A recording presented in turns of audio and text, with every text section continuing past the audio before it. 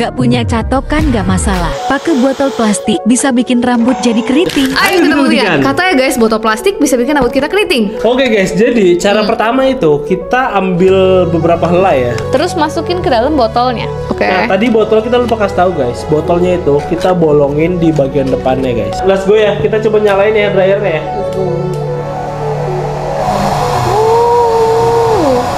Let's go. Goyang-goyang guys. Udah kali ya? Oke guys, ini kalau lebih lama lagi lumut Devina kebakar guys. Let's go, kita coba ya. The moment of truth. 1, 2, 3. Gak ada yang terjadi ya? Gak ada perubahan nih guys. Gak ada perubahan guys, sumpah lihat tuh. Untung rambut aku gak jadi kusut sih ini.